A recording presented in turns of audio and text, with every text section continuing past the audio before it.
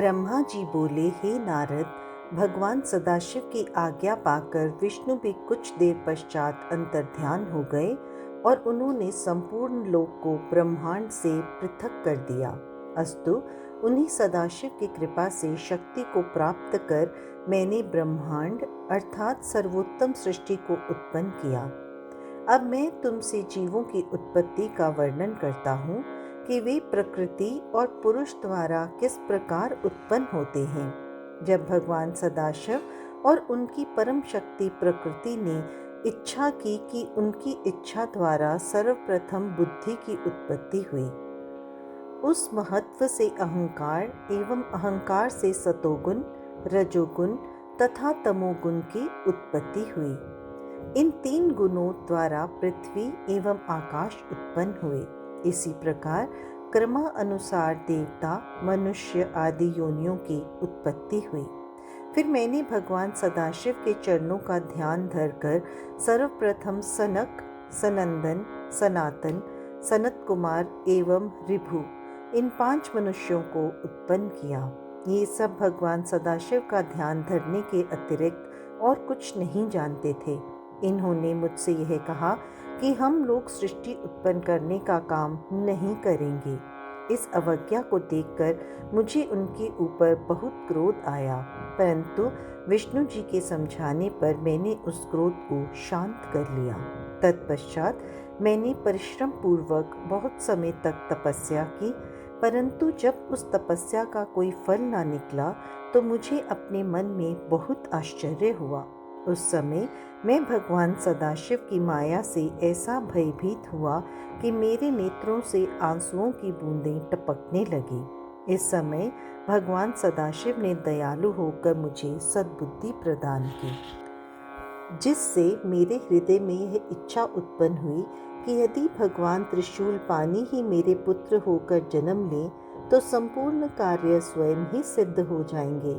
इस बात को मन में रखकर मैं फिर बहुत समय तक योग समाधि में लीन हो गया। मेरी उस तपस्या से भगवान सदाशिव अत्यंत प्रसन्न हुए और सृष्टि की वृद्धि करने के लिए उन्होंने मेरी भौह के निचले भाग से अवतार ग्रहण किया। उन्होंने अपने उस अवतारी शरीर में वे चिन्ह प्रकट कर दिए जिन्हें मैंने सर्वप्रथम विष्णु जी के साथ उनका दर्शन प्राप्त करते समय देखा था। इस प्रकार उन्होंने मेरी सहायता करने हेतु अवतार ग्रहण किया। ब्रह्मा जी बोले, हे नारद, भगवान सदाशिव इस रूप में प्रकट होकर मुझसे कहने लगे, हे ब्रह्मन, यदि आप हमें आज्ञा दें तो हम वेदानुकूल कार्य करें। मैं ऐसे सुपुत्र को पाकर अपने मन में फूला नहीं समा रहा था। अस्तु, मैंने उनसे कहा, जब तुम जैसे मेरे पुत्र उत्पन्न हुए हैं तो मेरे संपूर्ण मनोरथ निश्चय ही पूर्ण हो जाएंगे। मैं वेदों के अनुसार तुम्हारे जो 11 नाम हैं उन्हें बताता हूँ। मन्युमनु, महर्निश, महान, शिव, कृतुध्वज, उग्रेता, भव, काल, वामदेव तथा धृतव्रत। तुम्हारी 11 रुद्रानियों के नाम इस प्रकार होंगे: धी, वृति, उष्णा, उमा, नृत्यस्सर, इला, अंबिका, इरावती, सुधा, दीक्षा तथा रुद्रानी। इसके अतिरिक्त रुद्र, महेश्वर, हर, जगदीश आदि तुम्हारे अनेक नाम और भी होंगे। पृथ्वी, जल, अग्नि, आकाश और वायु, ये 5 तत्व तथा सूर्य, चंद्रमा, जीव और हृदय, ये योग स्थान तुम्हारे निवास स्थान होंगे। तुम अपनी पत्नियों को भी इन्हीं स्थानों में अपने साथ रखो और संतान की उत्पत्ति करो, जिससे सृष्टि की वृद्धि हो। हे नारद, मेरी बात सुनकर उस सगुण स्वरूप शिव जी ने भूत, प्रेत, पिशाच आदि सहस्त्रों प्रकार के भयानक जीव उत्पन्न किए, जिन्हें देखकर मुझे अत्यंत आश्चर्य हुआ। तब मैंने भयभीत होकर उनसे कहा, तुम इस संतान को इसी समय नष्ट कर दो तथा श्रेष्ठ पुत्र उत्पन्न करो। यह सुनकर उन्होंने उत्तर दिया, हे ब्राह्मण, जिन जीवों को बार बार जन्म लेना और मरना पड़े उन्हें हम उत्पन्न नहीं करेंगे, उन्हें तो आप ही उत्पन्न कीजिए। आप हमें भूलिएगा नहीं। यह कहकर शिवजी ने अपनी माया को मेरे ऊपर से हटा लिया। उस समय मैंने चैतन्य होकर अपना मस्तक दंडवत करने के हेतु उनके चरणों में झुका दिया। यह देखकर शिवजी ने मुझे ऊपर उठाते हुए मेरे मस्तक पर अपना हाथ फेरा। उस समय सनकादिक भी आकर शिवजी के चरणों में गिर पड़े और उन्हें दंडवत करते हुए स्तुति करने लगे। भगवान सदाशिव ने सब पर दयालु होकर उन्हें उत्तम बुद्धि प्रदान की। तदुपरांत वे मेरे ललाट के मार्ग से गुप्त होकर अपने लोक को चले गए। हे नारद, हम तीनों देवताओं में किसी प्रकार का अंतर नहीं है। अब मैं तुम्हें सृष्टि का वर्णन पुनः करता हूँ।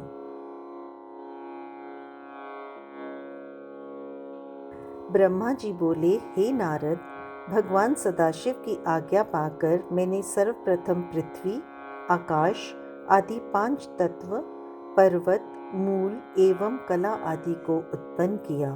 तदुपरांत अपनी इच्छा से विरचि, अग्निरस, शातातप, भृगु, पुलस्त्य, पुल तथा वशिष्ठ इन सप्त ऋषियों को जन्म दिया। फिर मैंने अपने प्रत्यंग अंग से तुम अर्थात नारद, कृदम एवं दक्ष आदि 10 पुत्रों को उत्पन्न किया। फिर स्तन से मनुष्य, पीठ से पाप तथा अन्य अंगों से प्रीति, तृष्णा आदि को प्रकट किया। तदुपरांत कर्मानुसार नक्षत्र, दिशा, दिक्पाल एवं चंद्रमा आदि को उत्पन्न किया। परंतु अपने द्वारा उत्पन्न की हुई उस तामसी सृष्टि को देखकर मुझे अत्यंत चिंता हुई। रात्रि के कारण अब मुझे भूख लगी और मैं राक्षस यक्ष आदि को खाने के लिए दौड़ा। उस समय मैंने अपने शरीर को भयंकर बनाकर काल को उत्पन्न किया। हे नारद, इसके उपरांत मैंने उस शरीर को त्याग कर स्त्री का स्वरूप धारण किया। उस समय मेरे उस रूप को देखकर सभी ऋषि मुनि आसक्त होकर मुझे पकड़ने के लिए दौड़े। तब मैंने उस शरीर को बदलकर एक दूसरा शरीर ग्रहण कर लिया और अपने घुटनों द्वारा असुरों की उत्पत्ति की। वे मुझे पहचान नहीं सके, अतः निर्लज बनकर काम के वशीभूत हो मेरे पास दौड़े चले आए। उनके भय से भयभीत होकर मैंने अपनी रक्षा के लिए भगवान सदाशिव से प्रार्थना की और यह कहा, हे प्रभु, आप इन दुष्टों को शीघ्र ही नष्ट कर डालें। मेरी प्रार्थना सुनकर भगवान भूत भावन ने अप्रकट रूप से मुझे यह आज्ञा दी कि तुम अपने इस शरीर को बदल डालो। तब मैंने उनकी आज्ञा अनुसार अपने शरीर को फिर बदल दिया। जिस समय मैंने शरीर को बदला वह समय सायंकाल कहलाया। उसमें संपूर्ण असुर अचेत होकर गिर पड़े। तदुपरांत मैंने मनुष्यों की सृष्टि की। अस्तु, मैंने दूसरा स्वरूप धारण कर राक्षस, गंधर्व, यक्ष, गुह्य, किन्नर, किम पुरुष, विद्याधर, ईश्वर, भूत, प्रेत आदि तथा स्त्री को उत्पन्न किया। परंतु इन जीवों की उत्पत्ति से भी मेरे हृदय को प्रसन्नता प्राप्त नहीं हुई। हे नारद, इसके उपरांत मैंने शिवजी की इच्छा से हाथी, सिंह, बैल आदि बुद्धिहीन जीवों को उत्पन्न किया। इस सृष्टि को उत्पन्न करने के पश्चात मैंने यह विचार किया कि यह लोग क्या काम करेंगे।